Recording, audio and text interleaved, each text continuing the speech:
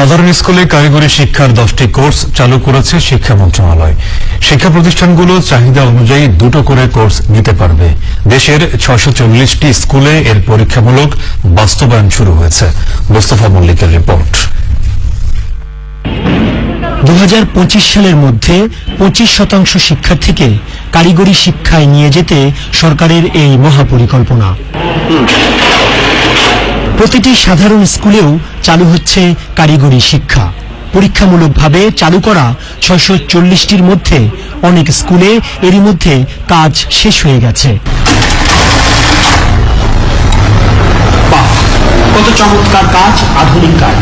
কারিগরি শিক্ষায় শিক্ষার্থীদের দক্ষ করে গড়ে তুলতে সরকারের কয়েক হাজার কোটি টাকার প্রকল্প রয়েছে। আর এই প্রকল্পগুলো যে ধীরে ধীরে পাল্টে দিচ্ছে পুরো বাংলাদেশের চিত্র, আমাদের গার্মেন্টস ইন্ডাস্ট্রি তার কিছুদিন ধরে প্রমাণ পাওয়া যাবে ঢাকার খুব কাছে তৃণমূল পর্যায়ে নারায়ণগঞ্জ জেলার একটি স্কুলে। মন্ত্রণালয় বলছে কারিগরি শিক্ষার উন্নয়নে সরকারের অর্থ বিনিয়োগ। আমরা চাচ্ছি যে আমাদের শিক্ষার্থীরা আমাদের শিক্ষায় কারিগরি শিক্ষার যে প্রপোর্শন এটা যেন দ্রুত বাড়ে। আপনারা জানেন যে গত কয়েক বছর এটা 1% থেকে 18% উন্নতি হয়েছে। আমরা এটাকে খুব শিগগিরই 25%-এ উন্নতি করতে চাই। মেইন স্ট্রিম যে স্কুলগুলো আছে সেই স্কুলগুলোতে আমরা ট্রেড চালু করে দিচ্ছি, অর্থাৎ প্রত্যেকটা স্কুলে আমরা দুটো করে ট্রেড চালু করব। মন্ত্রণালয় মনে করছে হাতে কলমে শেখার কারণে এই শিক্ষার্থীদের কাজ পেতে কোনো বাধা থাকবে না। আমরা যে যন্ত্রপাতিগুলো এনেছি আপনি দেখতে পাচ্ছেন যে অত্যন্ত আধুনিক যন্ত্রপাতি।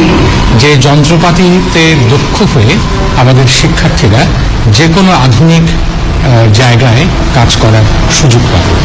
এখন এই দুইটা ট্রেডে আমাদের 40 জন করে টোটাল 80 জন স্টুডেন্ট নবম শ্রেণীতে ভর্তি হতে পারবে।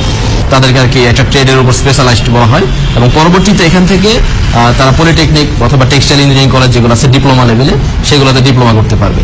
পর্যায়ক্রমে দেশের সব মাধ্যমিক বিদ্যালয়েই কারিগরি শাখা চালুর কথা জানিয়েছে অধিদপ্তর। Mostafa Mallik, channel I, Narayanganj.